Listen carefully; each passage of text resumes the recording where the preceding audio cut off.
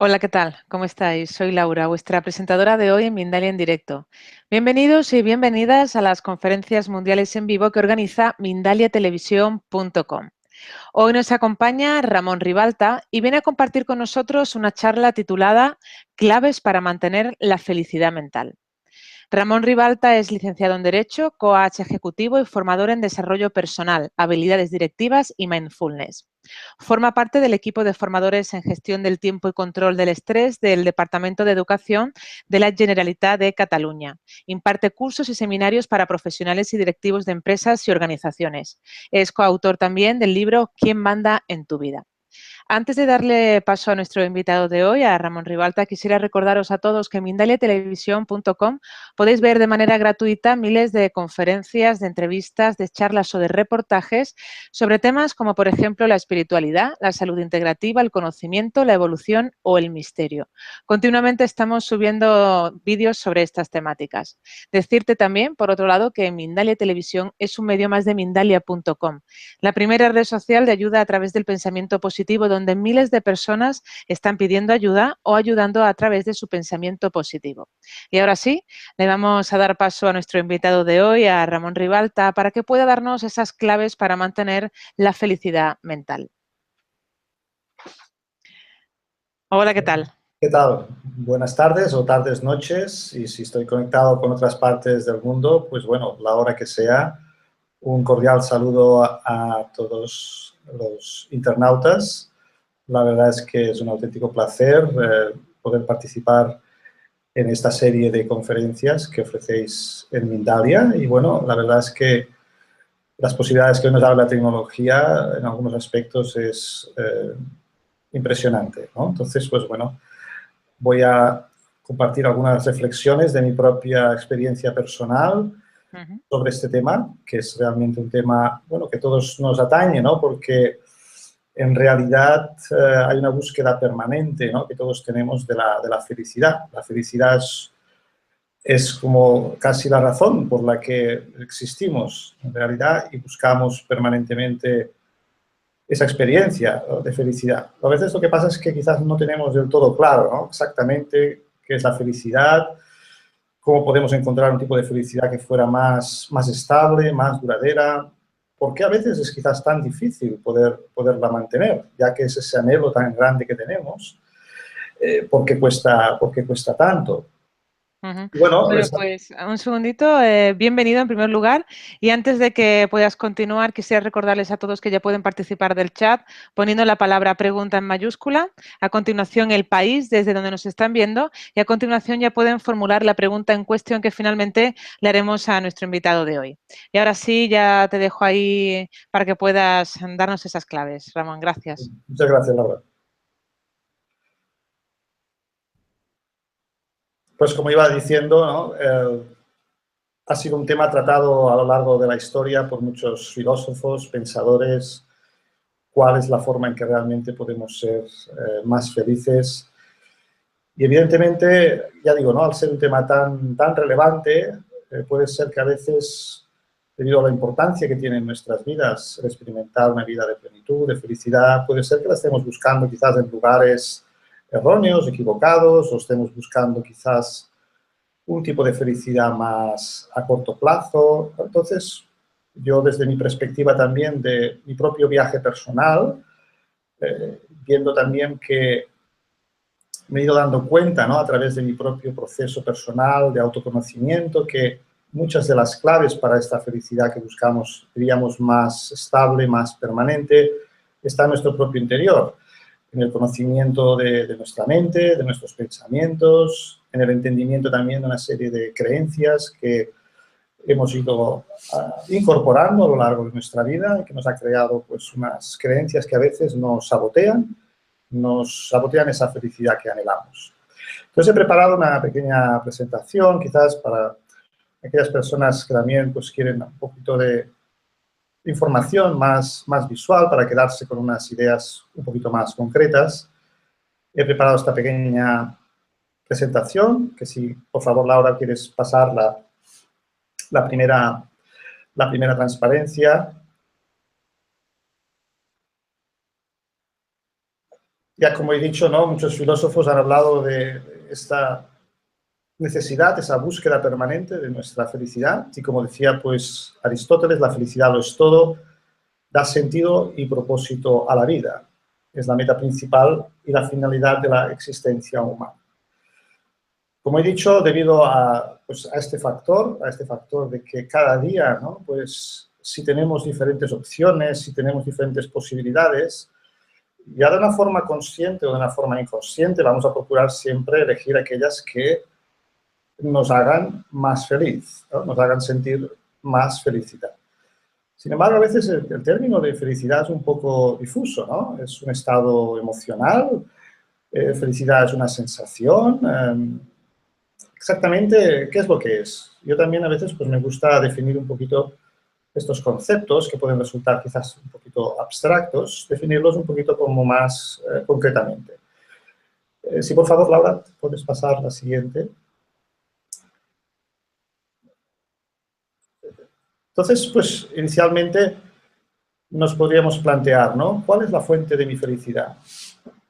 ¿Qué verbo, ¿no? ¿Qué verbo domina principalmente en lo que me hace sentir más feliz? Y veremos, si a veces examinamos, si a veces observamos, parece que hay un tipo de felicidad, dijéramos, más a corto plazo, llamémosle un tipo de felicidad más emocional, más sensorial, basada en una experiencia quizás de los sentidos, basada en un reconocimiento por aquellas cosas que hacemos, ¿no? Entonces, vivimos en una época también de mucha acción, de mucha expansión a todos los niveles. Y entonces vemos que las vidas de muchas personas están como, diríamos yo, casi atrapadas en el hacer, ¿no? En el hacer. Y de ahí también a veces extraemos nuestro sentido de valía, nuestro sentido de autoestima. Si somos exitosos, a veces pues en las acciones que realizamos, ya bien sea en nuestras actividades cotidianas, en el trabajo, entonces de alguna manera nos sentimos gratificados si hay una experiencia de felicidad. Pero evidentemente, pues, tanto el hacer como el tener, como el estar, son verbos que implican cierta temporalidad. ¿Ah? Puedo estar a veces pues, en cierta compañía que me hace sentir bien, pero no siempre puedo estar a veces en esa compañía deseada, ¿no? Puedo estar haciendo cosas que me hagan sentir contento, me hagan sentir feliz, pero a veces pues no. También a veces tengo que estar sin hacer nada y entonces, ¿cómo me siento? Quizás me siento vacío, estoy siempre, hay lo que llaman hoy en día el workaholic, ¿no? El adicto, ¿no? Porque a veces creamos adicciones y una de las adicciones a veces puede ser al hacer, al trabajar. Y personas que no saben parar, no saben estar en silencio, estar consigo mismas. Entonces, cuando paran ese tipo de personas, a veces tienen una sensación de vacío interior, ¿no? O en el tener, ¿no? A veces, pues, el tener, el acumular, el poseer, evidentemente también es una fuente como que nos da seguridad y una seguridad que quizás también a veces puede ser un poco ficticia, pero que evidentemente muchas personas piensan que en el tener también está el bienestar. Pero luego hay un tipo de felicidad, llamémosle, que no es tan quizás a corto plazo, que le llamaríamos un estado de ser. Evidentemente, cuando hablamos de ser, luego lo puedo desarrollar un poquito más, pero sería un estado interno de profundo bienestar que no depende de nada externo. Una pregunta que yo así de entrada os haría, ¿no? Es cuando de alguna manera estoy a veces sin hacer nada, sé también disfrutar de mi propia compañía. Estoy bien estando conmigo mismo y a veces sin tener que hacer nada forzosamente. Evidentemente, tú cuando disfrutas de la compañía de alguien, de otra persona, a veces tampoco no es necesario que hagas nada, ¿no? Simplemente estar en esa presencia, en esa compañía, ya te hace sentirte bien, ya te hace sentirte contento. Cuando dos personas están enamoradas, a veces no necesitan estar haciendo nada, ¿no? Solo mirándose, estando junto a la otra, están felices, ¿no? Y a veces pues logramos en la vida momentos que a veces pueden ser como pasajeros. A veces alguien también pensará que la felicidad son momentos.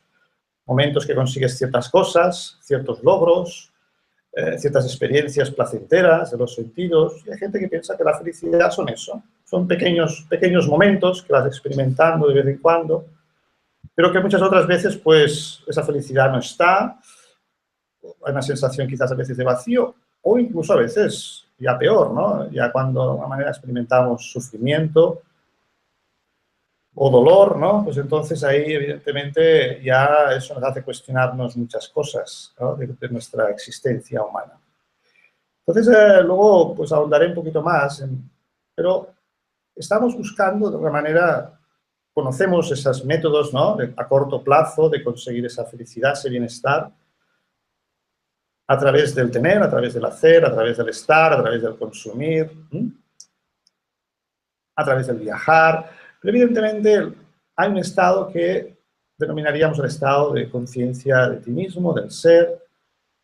Muchas de las cosas que a veces también se comenta acerca de la felicidad es que es un estado de ser, un estado de vivir en el presente con plenitud, ¿no? Yo digo a veces, ¿cuáles son los seres que de forma natural están más presentes, ¿no? De una forma natural, sin que tengan que hacer esfuerzos. En realidad, hoy he observado, por ejemplo, he tenido la ocasión de observar un bebé, un pequeño bebé. En realidad, los bebés, cuando uno los observa, se da cuenta de que en realidad están como viviendo solo en el presente, ¿no? Y están felices de una forma muchas veces natural, ¿no? Sin que tengan que pretender hacer nada o estar en ningún lugar, ¿no? A veces el ser, cuando es más visible, es en esos momentos, ¿no?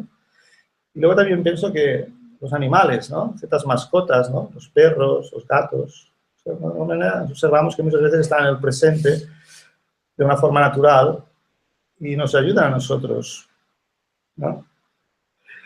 A estar también en el presente, ¿no? Cuando conectamos con esos seres, ¿eh? También a veces, pues, las personas realizadas, que le llamarían los yogis, ¿no? Personas que han logrado esa plenitud en su conciencia, ¿no? Ese desarrollo espiritual completo, esa conexión con su ser. Entonces, también esas personas están en esa plena experiencia de su ser interior, en el aquí y el ahora, ¿no?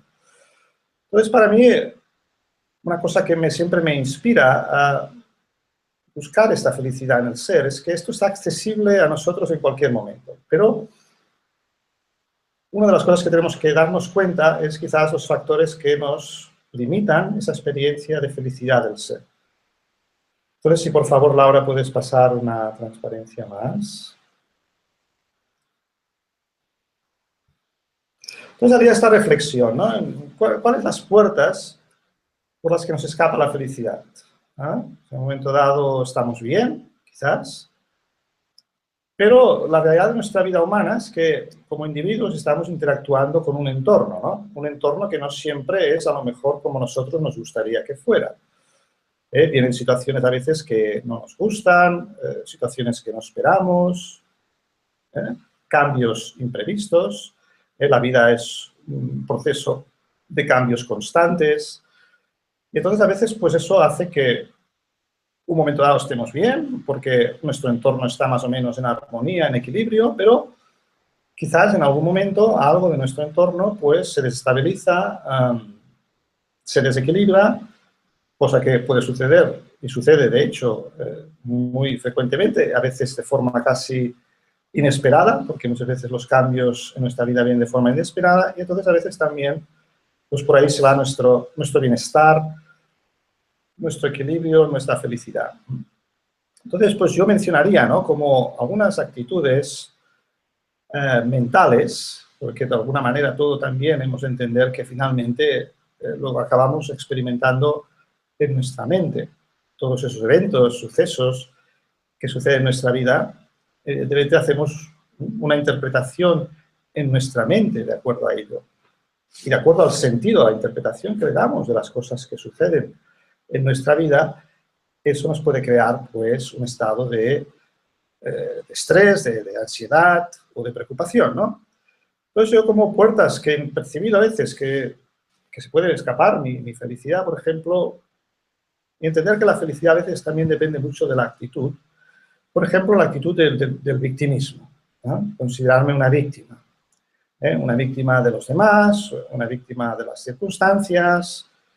Y evidentemente eso, si lo reflexionara con profundidad, vería que de alguna manera a nivel mental yo estoy esperando muchas veces algo de las situaciones, de las personas.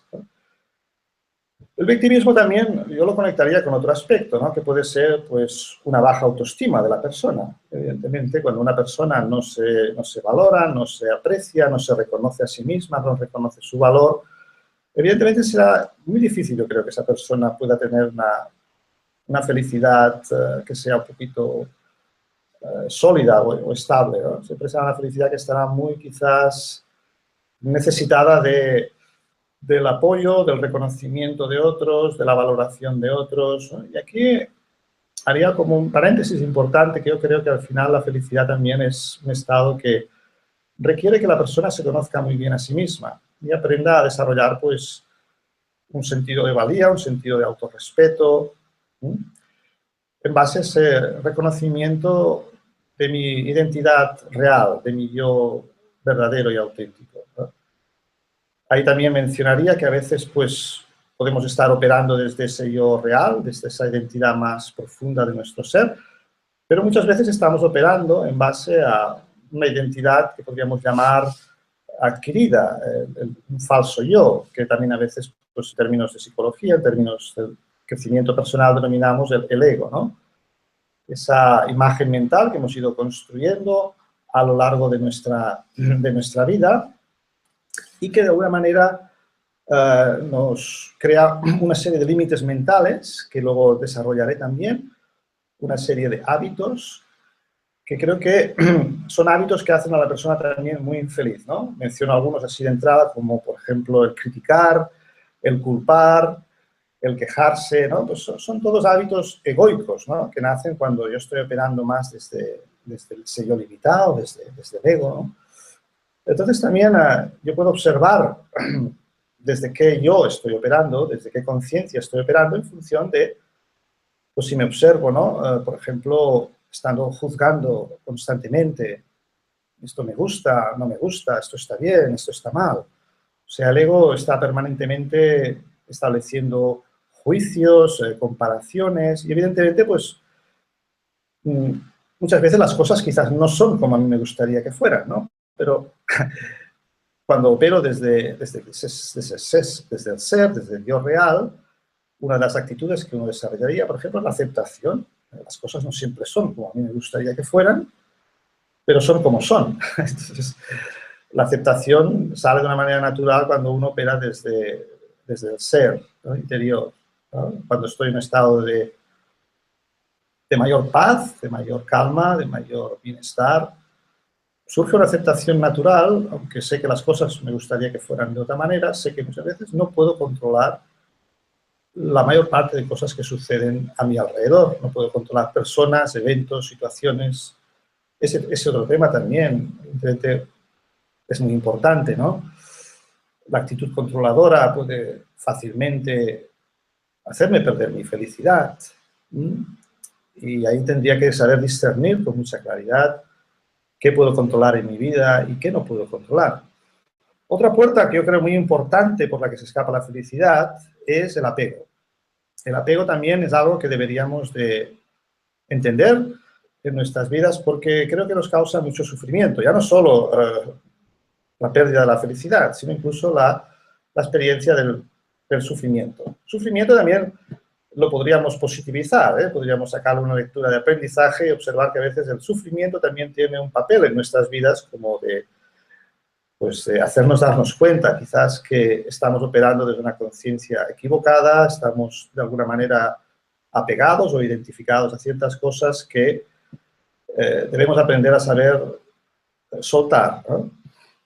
Entonces, una de las formas que podría definir también el apego es un estado emocional de vinculación compulsiva con un objeto o persona, con la creencia de que sin ese objeto, esa persona, no puedo ser feliz. O sea, como de alguna manera, mi mente, cuando está influida por el apego a, como digo, esa vinculación emocional compulsiva a un objeto, a una persona, pues mi mente siempre muchas veces estará diciendo, pues yo no puedo vivir sin esta persona, no puedo ser feliz si esta persona no me ama, yo no puedo ser feliz si no tengo un trabajo, yo no puedo ser feliz si no tengo cierta seguridad económica, en fin, ¿no? Una larga lista podría suceder, ¿no? De esos apegos, ¿no? que vamos creando y que de alguna manera nos sabotean también nuestra felicidad. Podríamos decir que a veces nos apegamos porque no siempre el apego inicialmente nos da sufrimiento. Podríamos decir que tiene dos caras el apego. Una cara positiva, que es cuando yo he logrado alcanzar, ¿no? el objeto, la persona de mi deseo emocional, pues experimento pues, un placer, un bienestar, una felicidad, pero al mismo tiempo eso a veces, si hay apego, la sensación que tienes es que dura poco. Dura poco y al cabo de un tiempo surge cierta sensación de inquietud, de preocupación o de inseguridad por el temor a perderlo, por el temor a que eso pues se vaya, desaparezca de mi vida. Entonces, en el fondo, pues hay una parte, dijéramos, positiva, beneficiosa, la felicidad que tú experimentas en el momento de estar conectado, unido al objeto de tu deseo, de tu apego, pero luego a ese otro precio, que podríamos llamarle un precio que hay que pagar, ¿no? Que es el miedo, el temor y la dependencia emocional que eso me genera, lo cual me hará vivir con inseguridad. Y evidentemente la inseguridad es una sensación en nuestra mente de incertidumbre, de miedo, y evidentemente cuando hay miedo es difícil que pueda haber felicidad. O sea, de la misma forma que si no hay paz es difícil que haya felicidad. Ahí también otro aspecto importante sería entender que la paz es también una base importante para ser feliz, ¿no? Una paz en la mente, una calma en los sentidos. Por eso hoy también quizás se pone tanto énfasis en la importancia de aprender a serenar la mente, a calmar la mente, para entrar en ese espacio interno de nuestro ser, ¿no? Conectar con esa dimensión más profunda de nuestra identidad. Porque, como ya he dicho, potencialmente ya está, la capacidad para ser felices ya está en nosotros, ¿no? Pero hay que ver qué lo está impidiendo, qué lo está cubriendo. Y otro aspecto, otra puerta que a veces se puede escapar la felicidad es a veces la carga que llevamos del pasado. Una mochila, ¿no? A veces llevamos una mochila pesada, ¿no? de experiencias, de rencores, de resentimientos, de pérdidas. Cada uno lleva su propia mochila, ¿no? En su vida. Y evidentemente, si yo quiero ser más feliz, debo de aprender cómo puedo ir soltando a veces esa carga del pasado, entender que muchas veces el pasado, por mucho que le dé vueltas, no lo puedo cambiar. La importancia también, yo aquí incluiría la importancia del poder perdonar, poder olvidar, pero para eso a veces necesitamos fortaleza, necesitamos, yo diría, poder en nuestra mente. La mente necesita ser fuerte para soltar el pasado, para olvidar, ¿eh? Y entonces ese sería otro, podríamos decir, otra posible puerta, ¿no? Otra importante a veces pues son las expectativas, que va conectada un poco también, todos estos aspectos que he mencionado van de esta manera conectados. Por ejemplo, las expectativas, pues también, expectativas yo diría excesivas, ¿no? Siempre hay expectativas en la vida, ¿no? Siempre esperamos ciertas cosas, a veces pues de los demás, ¿no? Sobre todo en nuestras relaciones interpersonales, pero a veces pues unas expectativas excesivas, unas demandas excesivas, nos puede llevar fácilmente a la decepción o a la frustración, ¿no? Y evidentemente las expectativas excesivas, extremas, vienen también, en cierta manera, por cuando yo me he vuelto muy dependiente a nivel emocional, ¿no? De nuevo lo conectaría con el tema que ya he mencionado, del apego, ¿no? De la inseguridad. Evidentemente, al final también una cosa que nos hemos de dar cuenta de que cada uno de nosotros está en un viaje individual en la vida.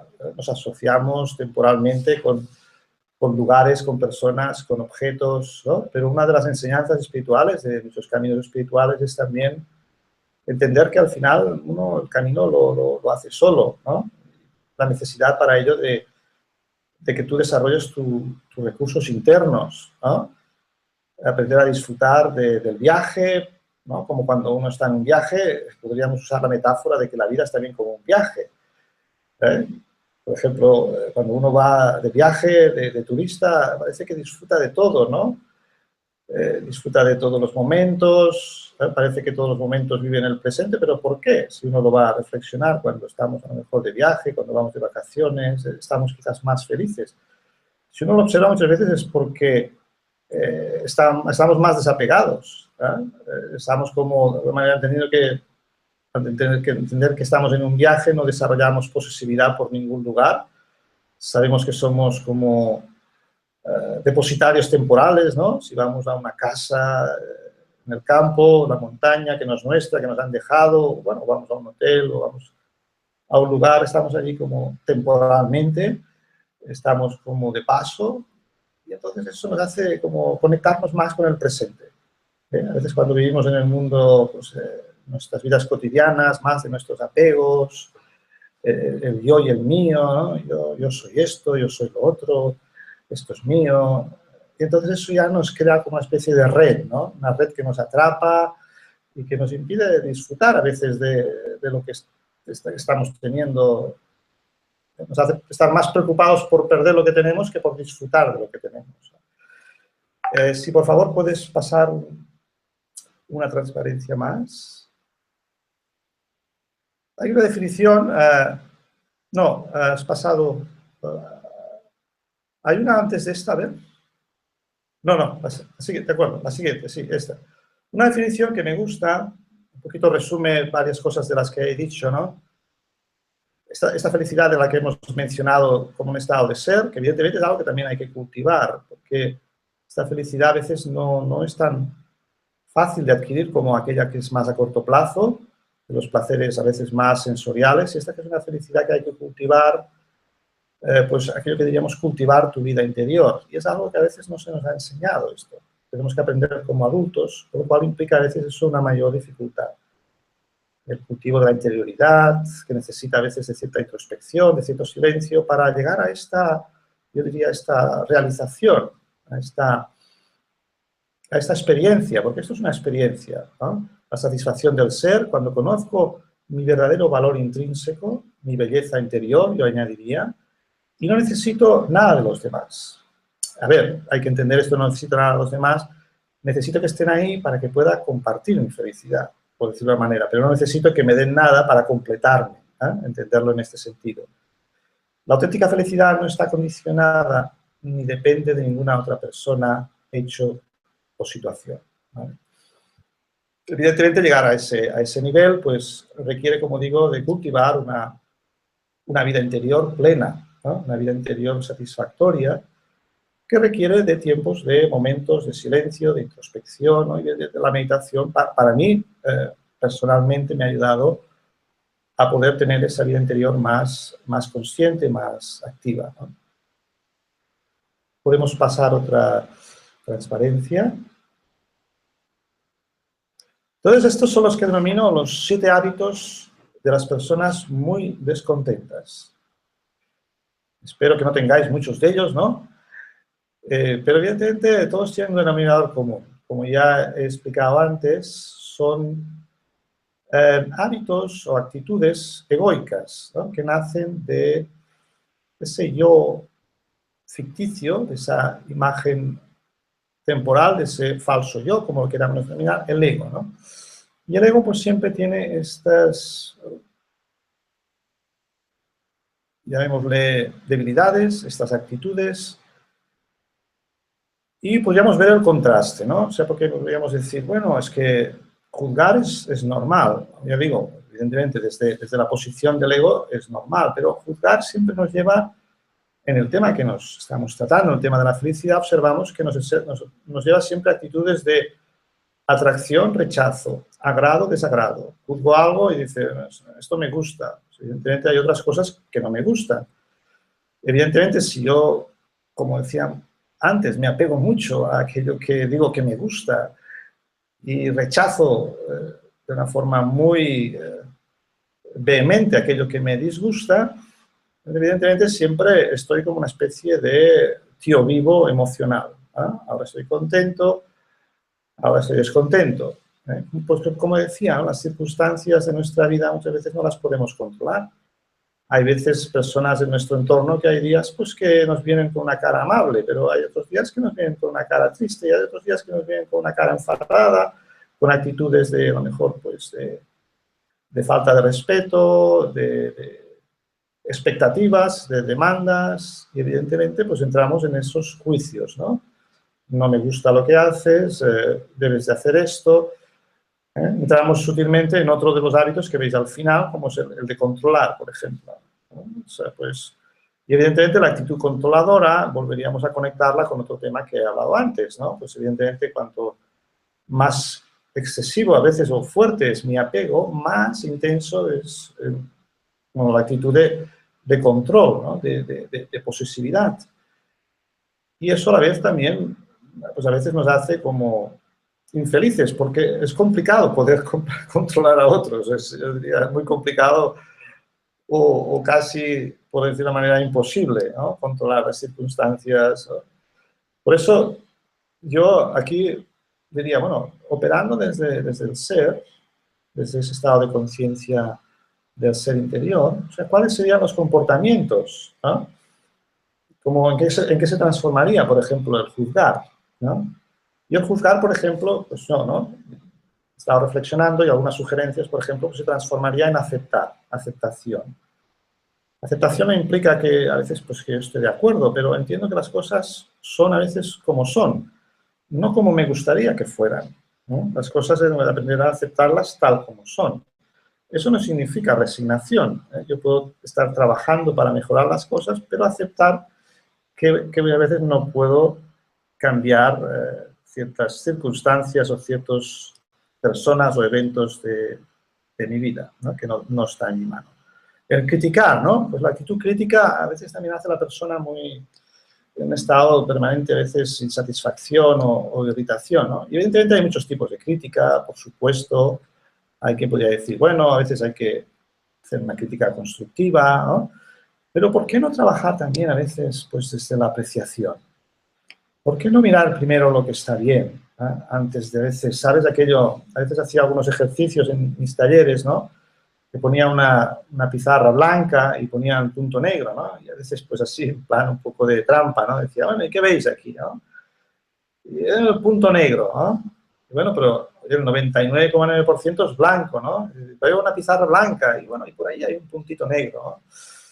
Y entonces a veces pues nos pasa esto, ¿no? O sea, la actitud del ego, la actitud egoica, esa actitud que una persona, por ejemplo, hace 10 cosas bien y hace una mal, ¿no? Entonces ya estamos ahí machacándola porque ha hecho una mal, oye, también, pero ha hecho muchas cosas bien, ¿no? Entonces, la actitud de apreciar también, ¿no? De apreciar, de valorar.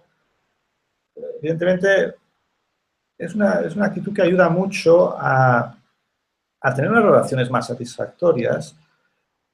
Y luego podemos evidentemente apreciar y luego puntualizar cosas que se pueden hacer mejor, ¿eh? Pero evidentemente siempre primero señalar algo bueno, ¿eh? Siempre señalar algo positivo.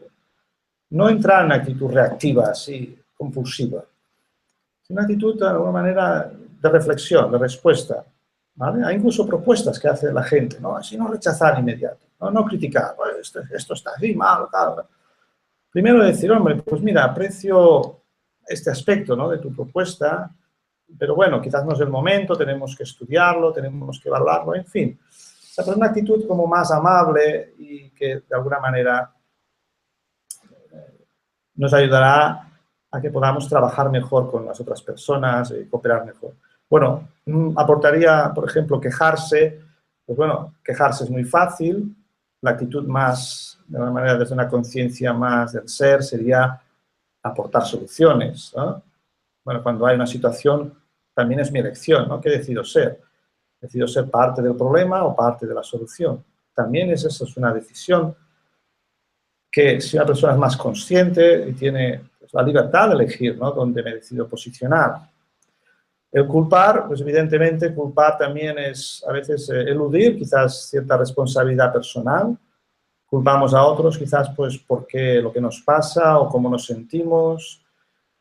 Pero la realidad también es que cada uno también es creador de su propia vida, ¿no? Entonces ahí yo sustituyo muchas veces lo que digo la culpa por la responsabilidad. Toma la responsabilidad personal, ¿no? De mi vida, de mis pensamientos, de mis sentimientos. El discutir, hombre, pues hay quien le gusta discutir, ¿no?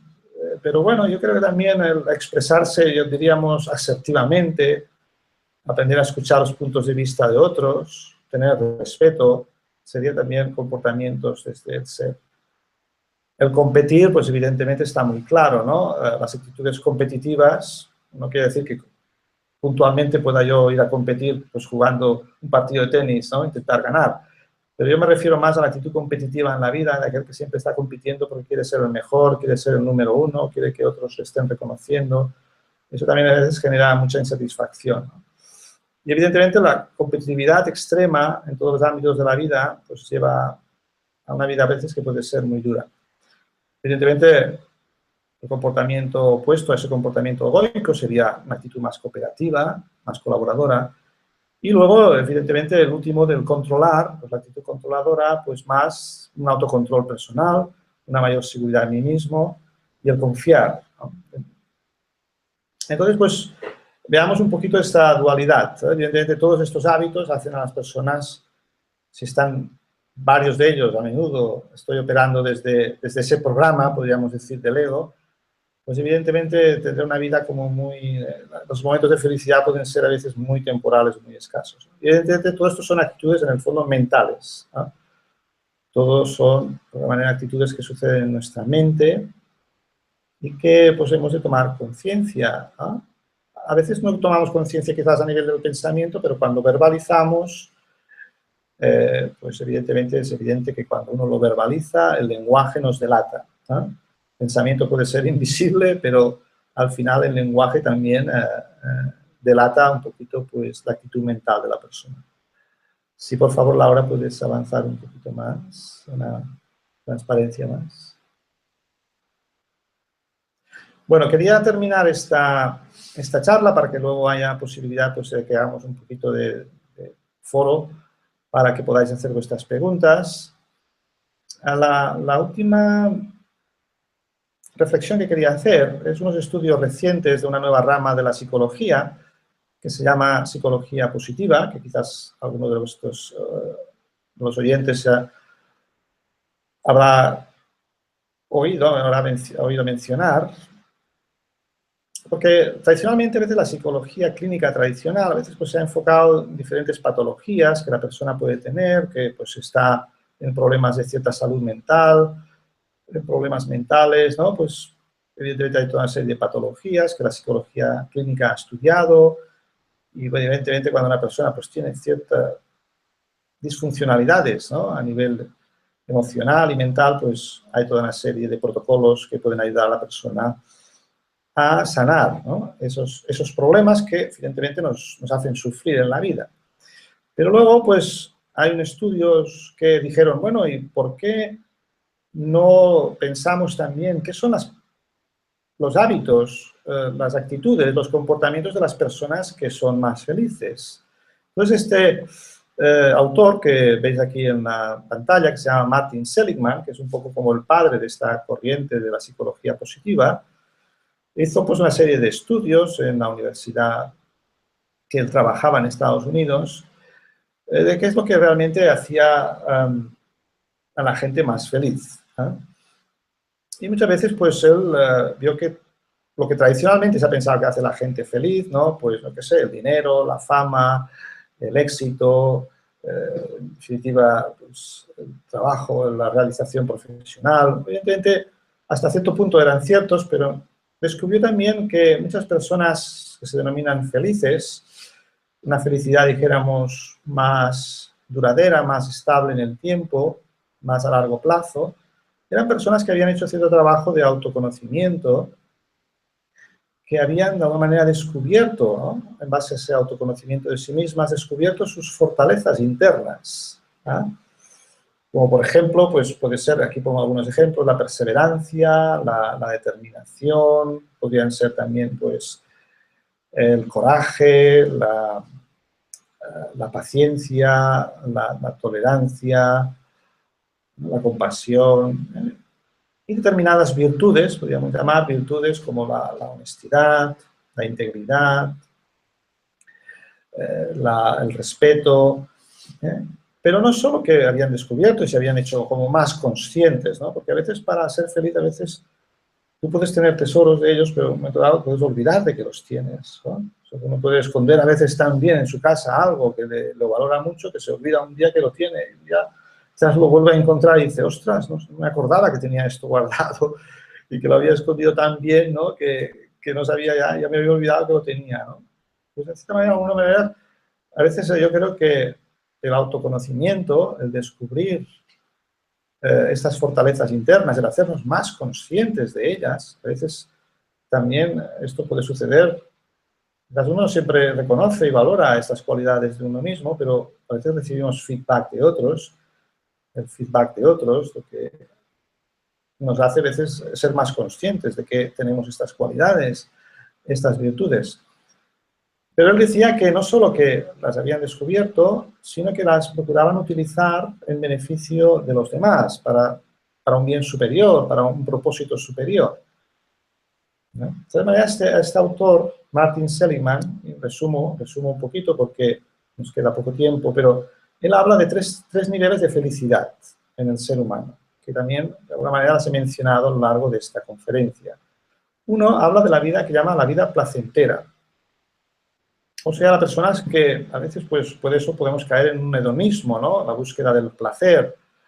Pues, evidentemente, el placer es más a nivel sensorial, ¿no? Pues, por ejemplo, pues una buena comida, ver una buena película, en definitiva, disfrutar de una buena compañía, ¿no? Todo eso le llamaría la vida placentera, ¿no? Un buen vino, un concierto, ¿eh? Y eso, evidentemente, nos genera emociones placenteras, emociones positivas, ¿no? Luego él habla de un segundo tipo de felicidad, que vamos conectado con esto que he explicado aquí en esta diapositiva, que le llama la buena vida. Es un estado de que cuando, por ejemplo, una persona está no solo consciente de estas cualidades internas, sino que las está usando y está en un estado que llaman de fluir, ¿no? Otro autor, que tiene un nombre muy complicado que nunca sé mencionar, ¿no? Es un nombre polaco, ¿no? Que hay un libro que se llama Fluir, ¿no? Que habla del estado de flujo, ¿no? Cuando una persona consigue conectar con su ser, con su esencia y consigue expresar eso de una forma natural. Puede ser a través de diferentes manifestaciones, ¿no? Pues a través, por ejemplo, de manifestaciones artísticas, deportivas o intelectuales. Pues a veces las personas conseguimos expresar nuestra creatividad, nuestros talentos. Entonces eso lo habla de un estado a veces de flujo, ¿no? Cuando la persona conecta con eso y lo consigue materializar en la acción de una forma natural, ¿no? Por ejemplo, un músico, ¿no? Cuando está en estado de disfrutar, sumergido tocando una pieza musical, que la vive, que la disfruta, ¿no? Es casi como que se produce una simbiosis con esa música, con esa canción, ¿no? O, por ejemplo, el deportista, ¿no? Que está en ese estado de que, ¿no? Por ejemplo, pues un tenista, ¿no? Que le entra todo, los golpes que dé, o un baloncestista que entra a todas las canastas que hace, ¿no? Pues está en un estado de que vibrando, ¿no? Vibrando, y evidentemente cuando también a veces estamos en un estado así, pues el cerebro evidentemente segrega toda una serie de sustancias, ¿no? De adrenalina, de dopamina, que evidentemente pues hace que serotonina, que nos hacen sentir como vibrando, ¿no? Un estado de vibrando, de pasión. Evidentemente eso le llama también él la vida buena. Pero que, a diferencia de la primera, no es tanto solo placeres momentáneos que nos puede ofrecer la vida, sino la expresión un poco de nuestro ser. Y luego, el tercer nivel de felicidad, Martin Seligman menciona la vida con propósito, la vida con sentido, ¿no? Cuando esos talentos que he descubierto, estas capacidades, ¿no? Los pongo pues, al servicio de una causa en la que creo, los pongo al servicio, pues, por ejemplo, ¿no? Un investigador que tiene esa habilidad de investigar, por ejemplo, sobre la cura del cáncer, y él pues tiene una especial determinación, de paciencia, unas virtudes, ¿no? Que le hacen ser como un investigador que está como muy comprometido, ¿no? Compromiso sería otra de las características de esta felicidad de la que habla Seligman. compromiso a ese propósito, ¿no? Entonces, para él, pues, por ejemplo, el propósito de su investigación descubre que es para la cura del cáncer.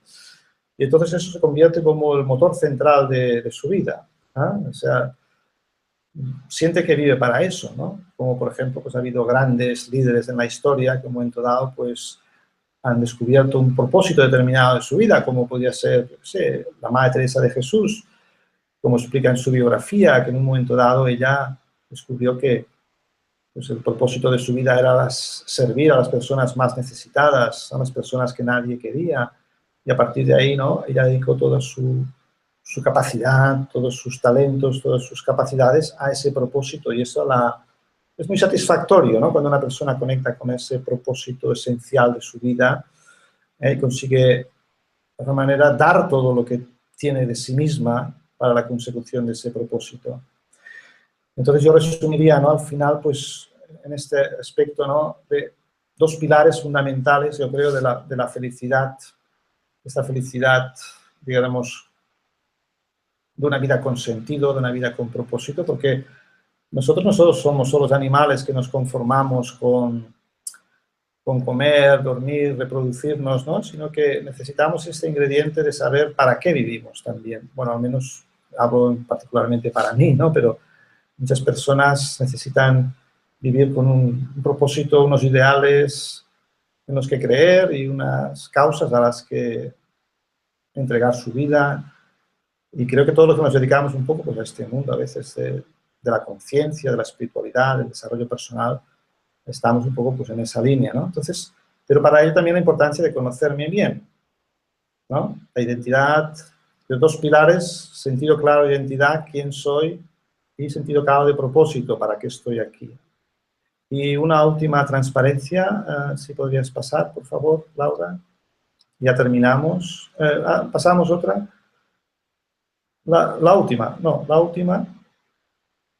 La última. Bueno, yo como conclusión de mi charla, de mi conferencia, diría que, bueno, esta felicidad mental de la que hablamos, que no sería solo mental, sino sería emocional y sería espiritual, requiere evidentemente de dedicar un tiempo a profundizar en mí mismo, a conocimiento interior. Y por ello, como digo aquí, ¿no?, pues en esta última transparencia, la necesidad de seguir cultivando nuestra vida interior, practicar atención a nosotros mismos a través de la introversión, la reflexión, la meditación, la contemplación, como lo queráis llamar.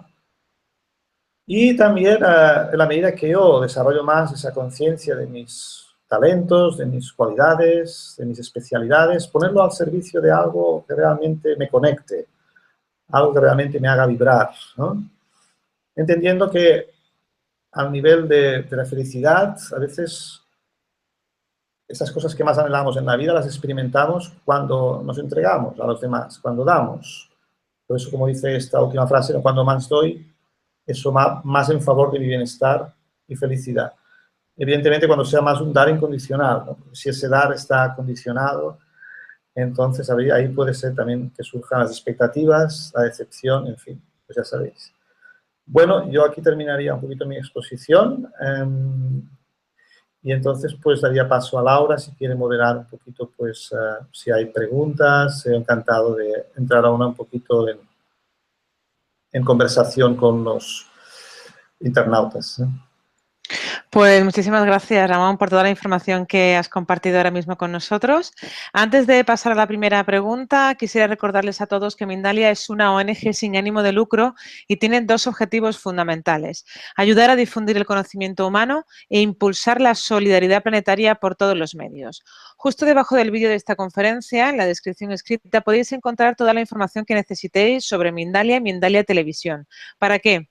Para suscribirte a nuestro canal de YouTube e informarte de nuevos directos o visualizar vídeos ya publicados, también para hacerte voluntario o voluntaria de Mindalia o para hacer una donación económica a la ONG Mindalia, si es así como lo deseas. Y ahora sí, Ramón, vamos a pasar a la primera pregunta. Pues bien, nos preguntan desde España, Diana dice: ¿podrías dar una clave o ejercicio que podamos realizar de manera diaria para no estar en el pasado ni en el futuro, sino en el presente? Bueno, evidentemente la mente tiene a veces este hábito como de entrar en la extroversión con mucha facilidad. Ello nos lleva a una mente, a veces una mente muy dispersa. En India a veces se dice que la mente se la compara con un mono, ¿no? Un mono que está saltando constantemente como de rama en rama, ¿no? Un mono significa los pensamientos que saltan de un lado a otro. Entonces, pues, evidentemente, introducir, ¿no?, una práctica regular de meditación. Yo puedo hablar un poquito por mi propia experiencia personal. Yo cada mañana, antes de empezar cualquier actividad del día, procuro pues levantarme y dedicar un tiempo pues al silencio, a la introspección, a conectarme más internamente, ¿no? Antes de conectarme a la vida, al mundo, a los demás. He aprendido a valorar mucho a veces el tiempo pues, de la mañana, que es un tiempo que realmente dedico para mí, ¿eh? Porque luego, evidentemente, todos no vamos a llevar vidas de monjes, ¿no?, que podamos estar permanentemente en vida contemplativa, ¿no? Todos, pues, muchos de vosotros quizás sois personas que tenéis vuestras obligaciones, trabajo, responsabilidades, y evidentemente, pero hay que buscar, ¿no?, momentos, ¿no? Y entonces, a veces mi consejo es empezar el día, que no tiene que ser porque mucho rato, mucho tiempo, pero así inicialmente, pues a lo mejor 15, 20 minutos diarios de práctica meditativa, de silencio. Y a veces también a mí me ayuda mucho combinar con esa práctica del silencio, que me conecta más con esa esencia, con mi ser. También el llenar a veces mi mente de ciertos pensamientos, llamémosle, de calidad, ¿no? O sea, la mente también necesita a diario pues que la nutramos, ¿no? Así como el cuerpo necesita nutrición y alimento y procuramos dárselo, la mente también necesita un alimento, una nutrición, ¿eh?, que podríamos decir que es en forma de conocimiento, ¿no? A veces pues hay textos, ¿no?, hay lecturas que nos dan como pautas, que nos dan ideas, y que luego, evidentemente, las tienes que practicar, ¿no? Pero a veces yo siempre procuro temprano por la mañana tomar algo, algunas ideas, o cuando hemos hablado ahora, por ejemplo, la conferencia de virtudes, o sea, ¿qué virtud hoy creo que voy a necesitar más en el día que se me presenta? ¿Qué cualidades necesito más en mi...? O sea, esa toma de conciencia, darse cuenta es importante, por eso necesitamos esos momentos de silencio, de introspección y de meditación. Y luego durante el día yo lo que aconsejo a veces es lo que llamo la práctica del stop, o el full stop. Evidentemente durante el día a veces no tenemos mucho tiempo, pero un consejo también a veces es hacer pequeñas pausas que oxigenen un poco la mente, ¿no? Pero no solo pausas evidentemente físicas, sino también pausas mentales, ¿eh? Acostumbrar un poco que la mente debería de funcionar bajo mis órdenes. La mente no debería ser como un elemento que va por su dirección, y eso a veces lo comprobamos como cuando, ya digo, estamos mentalmente muy dispersos o muy distraídos, estamos perdidos en el mundo de nuestros pensamientos y queremos hacer una pausa y la mente no para. Entonces, pues hay que crear el hábito de que la mente, yo le diga de vez en cuando para, y bueno, al principio quizás no me parecerá, pero bueno, todo es una cuestión de práctica, ¿no? Práctica y un poco de perseverancia, porque ya digo, la mente ha creado también muy malos hábitos y es un proceso de reeducación, ¿no? Y al final del día a veces es también un proceso en el que uno tiene que hacer un poco de limpieza mental, ¿no? Porque durante el día, quieras que no, acumulamos cosas, acumulamos a veces cierta negatividad, ¿no? Deberíamos hacer como una especie de borrado, ¿no?, de la mente, o a veces aquello que haces, ¿no?, en el escritorio de tu ordenador, ¿no?, pues para tenerlo, a mí me gusta a veces tener, tengo el escritorio del ordenador muy cargado, y a veces lo que procuro hacer de vez en cuando, pues aquello, ¿no?, como que le das al botón a la papelera, pues hacer un poco lo mismo con aquello que ha acumulado en mi mente de cierta negatividad o desperdicio mental, ¿no? Darle como al final del día una especie de botón, ¿no?, de esto a la papelera, ¿no? Esto no sirve, ¿eh? En todo caso, hacer la reflexión de cuando algo ya ha sucedido, pues bueno, no lo puedes cambiar. Haz la reflexión, cuál es el aprendizaje, si ha sido algo que me ha creado cierta convulsión mental, emocional, pero debería a diario, hacer como una especie como de darle al botón, ¿no?, mental de eliminar, para que de alguna manera, a veces en India ponen también un ejemplo, ¿no?, que tienes como una especie de tinaja de agua que a veces durante el día pues se ensucia, entonces al final del día deberías vaciar la tinaja completamente para que al día siguiente la puedas llenar de una agua limpia, clara y fresca, ¿no? Entonces, muchas veces nos comprobaremos que si vamos arrastrando pensamientos del día que no conseguimos cerrar, que no conseguimos poner un punto final, a veces pues eso nos lo llevamos a no descansamos bien, no dormimos bien, nos levantamos con la misma preocupación y se va haciendo una especie de bucle, ¿no? Se va, al final, en nuestra mente, aquello que le damos energía, aquello que no conseguimos eliminar y le vamos dando energía, pues va incrementando, ¿no? Y al final, pues, uno no quiere pensar en ciertas cosas, pero le ha dado demasiada atención. Evidentemente, pues, la práctica de la atención plena, se habla mucho de esto ahora, de la atención plena, estar atento, estar vigilante.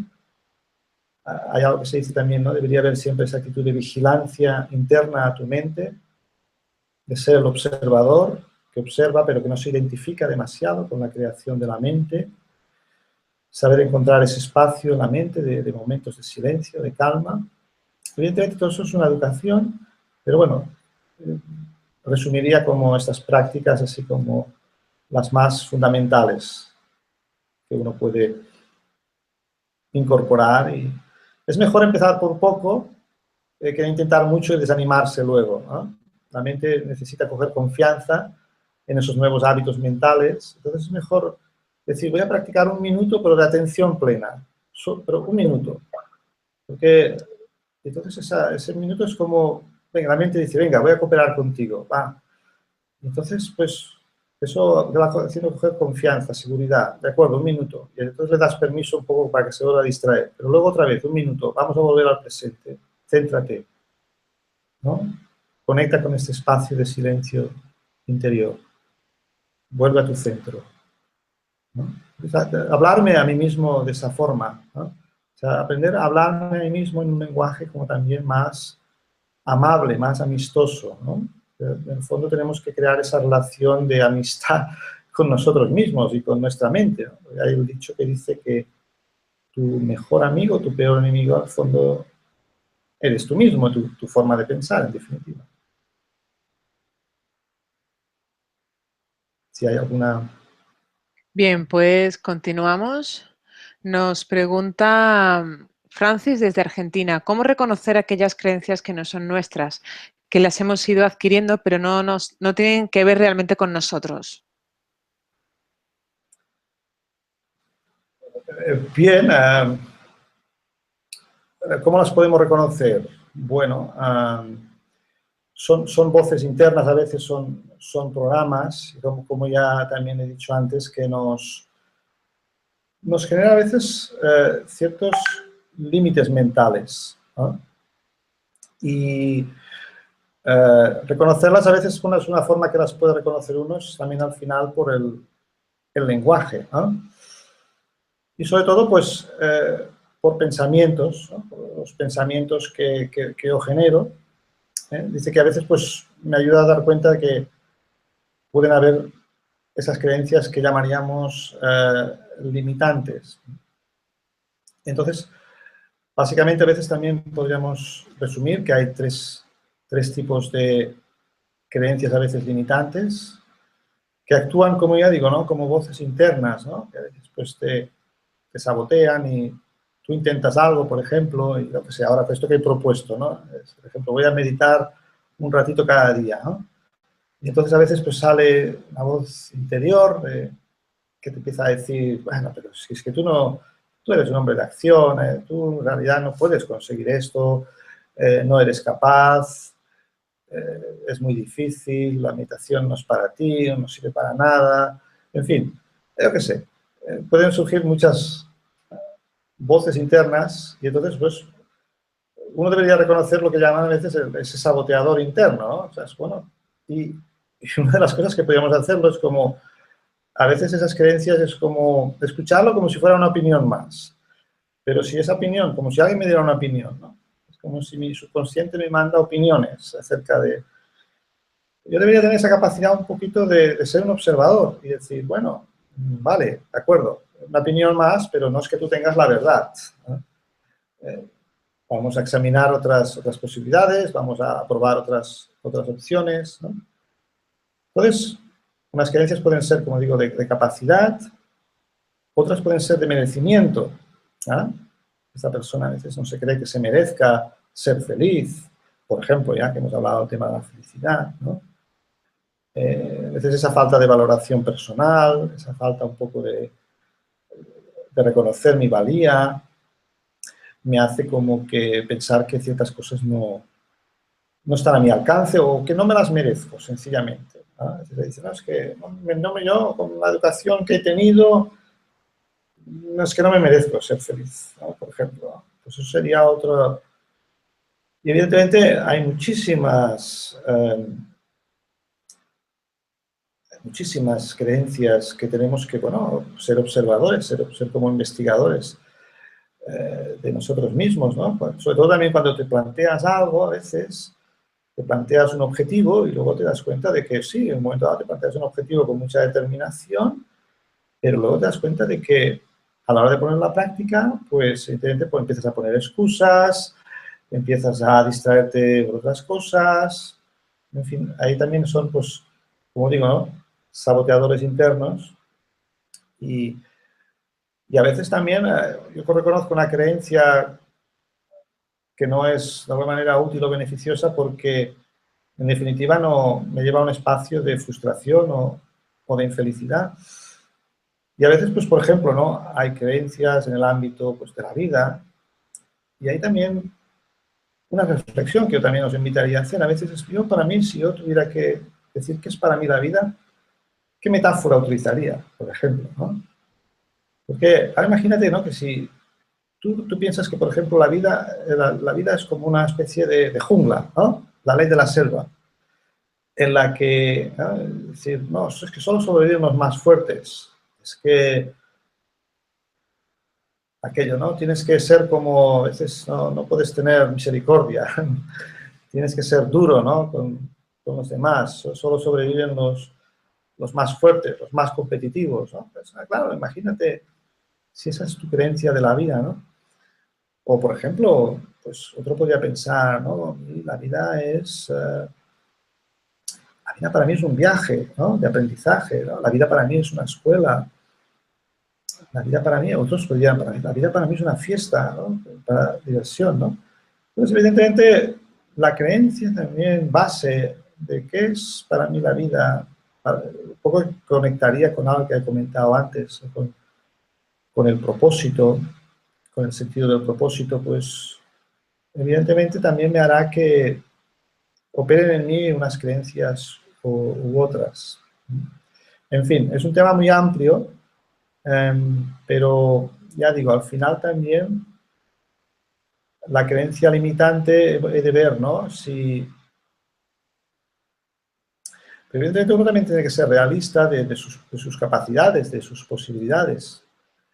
Pero otras veces una persona tiene capacidad, tiene talento, tiene posibilidad, pero hay algo interno que le bloquea, ¿no? Y eso, pues a veces, evidentemente, hay métodos de identificarlo, sobre todo a través, por ejemplo, a veces pues, de una conversación. Yo trabajo también a veces en coaching, ¿no? Y haciendo coaching con las personas, pues a veces en su lenguaje, donde allí empiezan a poner cierto vocabulario, cierto lenguaje. Una conversación a veces de una persona orientada a descubrir un poco ciertas creencias limitantes, pues evidentemente ayuda a la persona. A veces uno mismo no es tan fácil que lo pueda reconocer. A veces necesita la figura de alguien que te haga un poco el efecto de espejo, un mentor, un coach, que en esa conversación te ayude un poquito a detectar ese darse cuenta y evidentemente una vez me doy cuenta de la creencia limitante, ahí muchas veces tenemos puntos ciegos, ¿no? Son como zonas oscuras, ¿no? Como una especie de sombras internas que que no nos permiten reconocer exactamente esas creencias, porque además a veces están tan arraigadas, tan profundamente, que es que a veces ni nos las hemos cuestionado. Hemos creído que eso era verdad absoluta, ¿no? Y entonces ahí, pues, a veces necesita como desafiar, ¿no? Desafiar cosas que, bueno, ¿por qué creo lo que creo al final, ¿no? Porque otros me lo han dicho, porque he llegado a la experiencia de ello, a la convicción de ello, ¿por qué al final yo creo lo que creo, ¿no? Y evidentemente ahí es un trabajo de tiempo y que requiere, pues, mucha capacidad de introspección, de análisis de uno mismo y también mucha honestidad y a veces coraje. Coraje también porque a veces nos damos cuenta de esos ciertos límites, pero estamos también a veces estancados en áreas cómodas. A veces los límites mentales nos dan cierta seguridad, las creencias limitantes a veces también nos dan cierta seguridad que puede ser ficticia y no queremos salirnos de ahí y entonces, pues, requiere también a veces el coraje, ¿no? El desafiar esos límites. Bien, pues continuamos. Nos dice Darío desde Colombia. ¿Cómo hacemos para pasar, o sea, cómo hacemos la transición de la supervivencia a una vida con propósito? De la vida de supervivencia a la vida de propósito, ¿no? Es una buena pregunta. Yo creo que si estamos como nos conocemos mejor,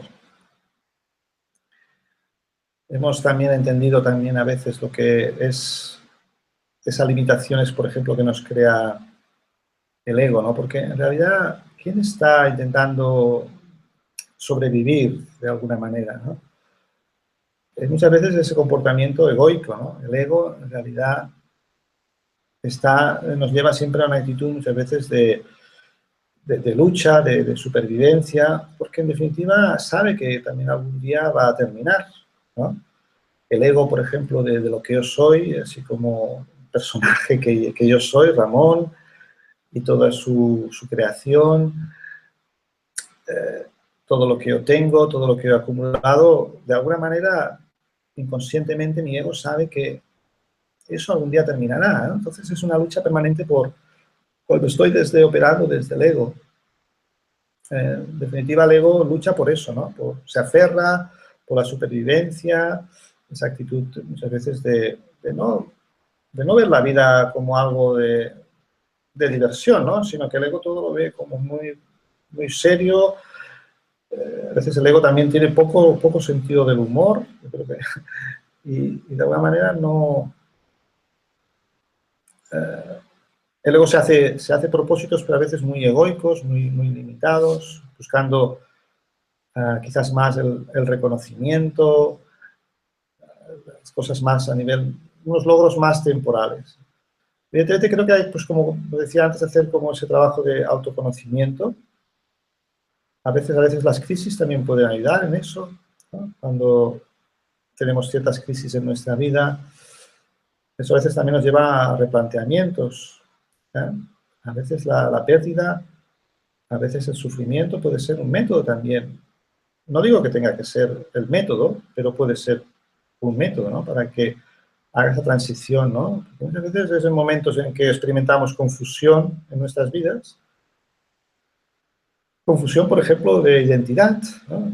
Supongo que algunos de los oyentes, ¿no?, habrán de alguna manera experimentado en su vida lo que es un momento dado tener una crisis de identidad. Yo sustentaba mucho mi razón de ser, a lo mejor, pues yo qué sé, en un rol determinado, en unas determinadas posesiones, en unas determinadas relaciones, y como decía, pues la ley de la vida es la ley del cambio permanente, todo viene y va de nuestras vidas, y de alguna manera a veces pues el ego entra en confusión, entra en colapso, entra en crisis, y eso, bueno, pues puede ser una oportunidad también para que renazca, ¿no?, esa esencia que está como a veces atrapada en esa cárcel del ego, ¿no? Y entonces ahí, pues yo creo que es esa oportunidad, ¿no?, cuando experimentamos esos ciertos momentos Y a veces se usa una metáfora, ¿no? Que es como la oruga, ¿no? La oruga que pues vive como de una vida muy, muy terrenal, ¿no? Muy de supervivencia, o el gusano, ¿no? Como el gusano de seda. Yo recuerdo de pequeño tenía muchos gusanos de seda, ¿no? Y los que comían y no paraban de comer hojas. Pero llega un día que es como parece que están ya saturadas, ¿no? Están cansadas de comer, ya no me encuentran sentido solo al estar solo comiendo, solo comiendo. Entonces inicia un proceso, como diríamos, de hacer, pues, ese capullo, ¿no? En el que, ese capullo de seda, en el que se van, de alguna manera, encerrando a sí mismas. Y eso a veces lo comparo yo, pues, ese proceso que, bueno, de reflexión en la vida, que te replanteas cosas, que te empiezas a hacer preguntas, ¿quién soy yo? ¿Qué hago aquí? Ciertas preguntas que requieren a veces, pues, como tiempo y reflexión y interioridad, quietud. ¿Cuál es el sentido de mi existencia? ¿Para qué existo? ¿Hay algo más? En fin. Yo creo que a veces se despierta en esos momentos, a veces quizás de cada uno en un proceso diferente. No tiene por qué ser, ya digo, solo el hecho de sufrimiento, pero hay momentos en... Pero hay un momento de crisis a veces también, ¿no? Crisis como oportunidad, ¿no? No solo como pérdida. Las pérdidas nos traen oportunidades. Y entonces, pues dentro del capullo empiezo a saber quién soy, empiezo a profundizar en un sentido de identidad más profundo, conecto con esa esencia, con esas cualidades esenciales de mi ser, conecto con ese valor base, yo diría, ese valor base de lo que soy, que es permanente, que es eterno, y a partir de ahí yo creo que de forma natural, cuando mi sentido de identidad es más claro, el sentido de propósito se abrirá por sí mismo, ¿no? Se abrirá como una nueva ventana que me permitirá ver con más claridad, ¿no? Pero creo que es necesario, en primer lugar, antes de vivir esa vida con sentido, esa vida en el que pongo mi potencial o mi capacidad al servicio de una causa superior a mí, que trascienda mi propio ego. Creo que primero debe haber habido cierta muerte de ese ego, ¿no? Esa muerte de ese ego, y evidentemente, pues, el ego no querrá morir fácilmente, ¿no? El ego, porque, como decíamos, el ego está queriendo sobrevivir de la forma en que sea, y intenta entonces muchas tácticas, ¿no? Muchos engaños mentales, ¿no? Engaños juegos mentales, ¿no? Juegos en la mente que me llevan a veces pues a desesperanzarme o a perder motivación, o, en fin, ¿no? O a decir, bueno, pues así es la vida es lo que sea, ¿no? Te encasillas un poco, te acomodas y a lo mejor el ego te acaba dominando, ¿no? Llevas una vida, pues, de buscar solo, como decía, ¿no? Pues te quedas en el primer nivel de la felicidad, ¿no? La vida placentera. Bueno, es que la vida son momentitos de felicidad, ¿no? El ego genera estas justificaciones, ¿no? No busques este tipo de felicidad porque esto es una utopía, ¿no? Busca la felicidad placentera, entrégate al placer de los sentidos, vive esa vida con más intensidad. El ego nos enviará este tipo de mensajes en nuestra mente, ¿no?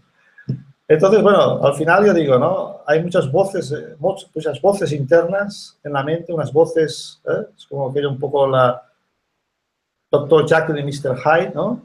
Cada uno tira por su dirección. Pues yo tengo que a veces permanecer un poquito, me gusta la imagen, en mi centro, ¿no?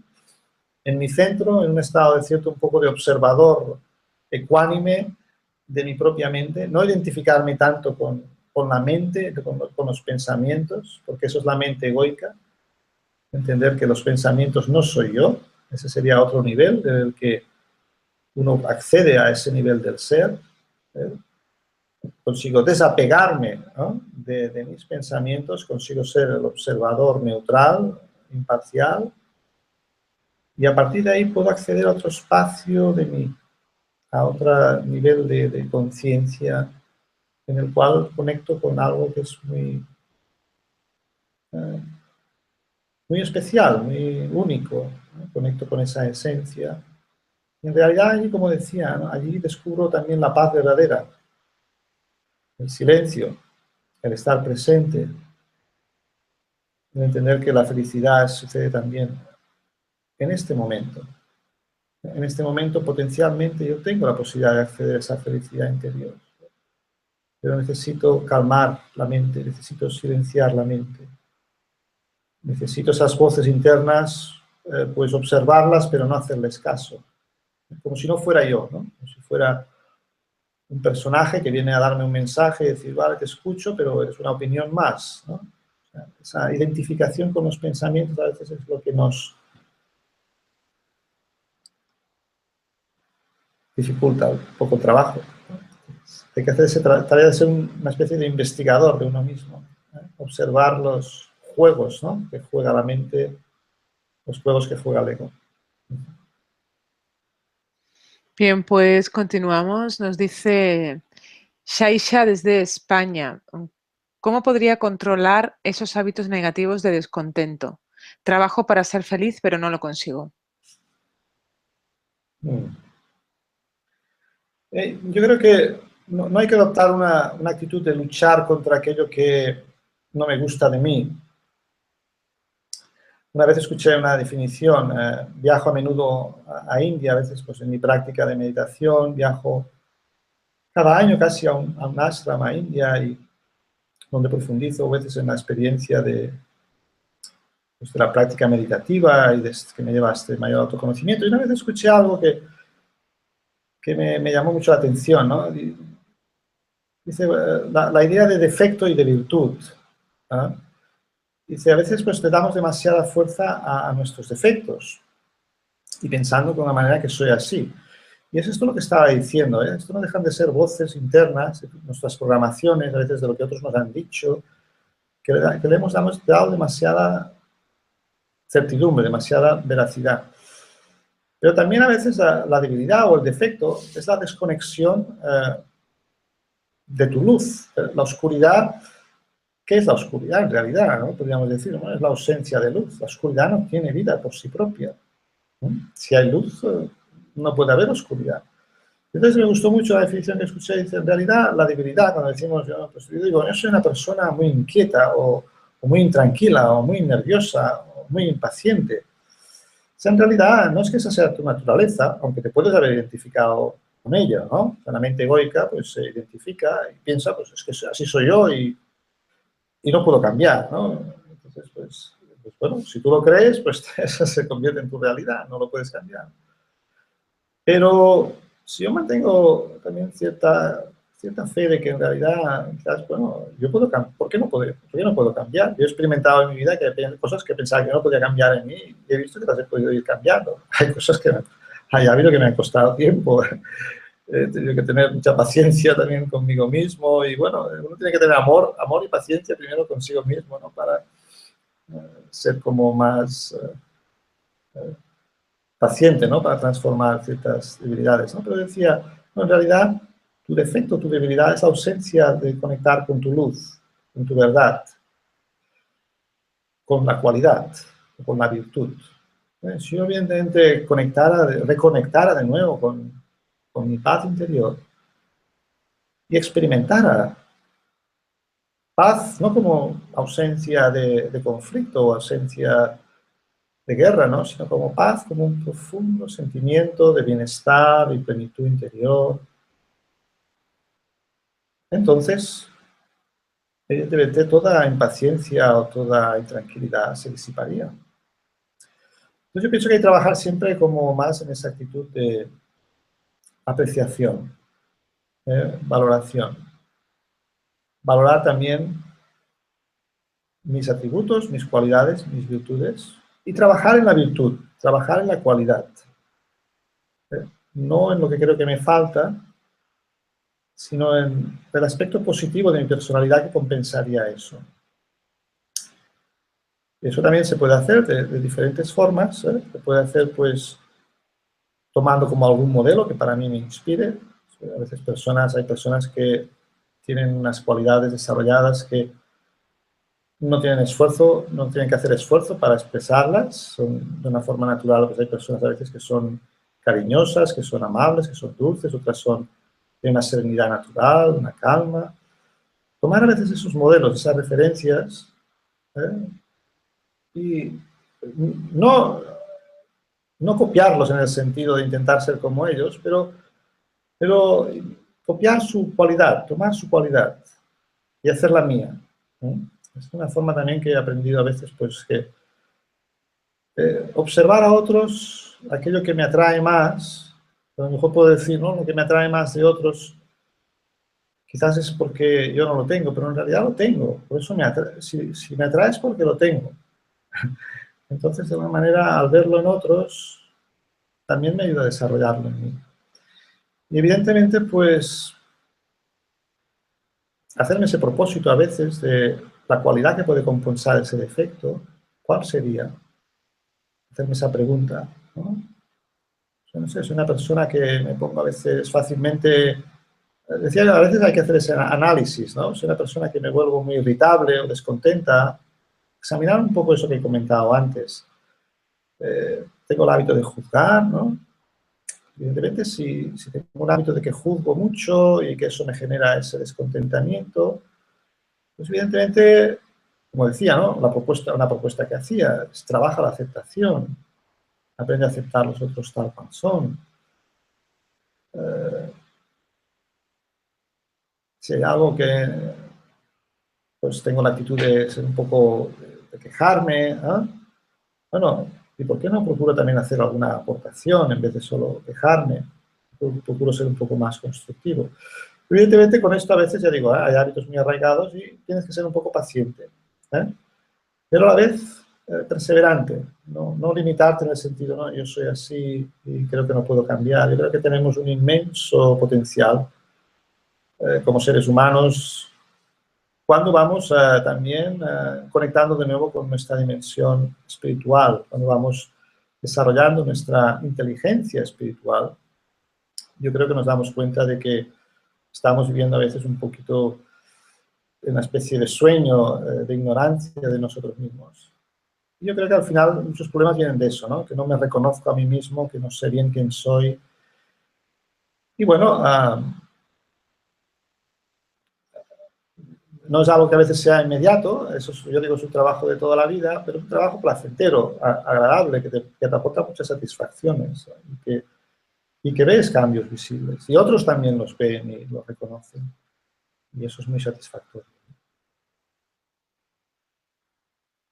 Bueno, pues vamos a lanzar ya la última pregunta. Dice Tere desde España, ¿cómo evitar que las expectativas de otros nos influyan? Las expectativas de otros, ¿eh? Bueno, una de las cosas que yo creo que debería entender es que yo no puedo satisfacer muchas veces las expectativas de otros. Quizás eliminar un poco esa creencia. Yo puedo intentar hacerlo mejor, ¿no? Para que otros, pues, estén bien conmigo, estén contentos, pero quizás también habría que liberarse un poquito de ese deseo de que los otros nos reconozcan o agradar a otros, o habría que aumentar un poco más la seguridad en sí mismo, en la persona. Yo no tengo que hacer siempre algo que complazca a los demás, en detrimento a veces de lo que puede ser lo correcto o lo justo. No puedo sacrificar mis valores solo para satisfacer las expectativas de los demás. Entonces tengo que ser también un poco coherente conmigo mismo, ¿no? Tener claro lo que quiero realmente, ser consecuente con eso y, bueno, entender que es casi imposible a veces satisfacer expectativas de los demás. Entonces yo tengo que procurar ser muy fiel a mí mismo, en definitiva, creo, ¿no? Tengo que ser muy, muy coherente, muy consecuente con lo que pienso, con lo que digo, con lo que hago. Y, en definitiva, a veces no siempre, quizás vas a hacer lo que, si sigues con esa honestidad y coherencia, a veces no siempre las cosas que uno haga van a ser aceptadas por los otros, pero al menos me va a hacer sentir bien conmigo mismo. Yo creo que en el fondo uno lo que no puede es traicionarse a sí mismo. No puedo ir en contra de mis propios valores. No puedo sacrificar eso solo por hacer a otros contentos, ¿no? Porque si hago contento a otros, pero eso me hace infeliz a mí, ya me dirás, ¿no? Entonces, evidentemente, creo que, no sé si respondí a la pregunta, pero eso es lo que me ha venido ahora a la mente.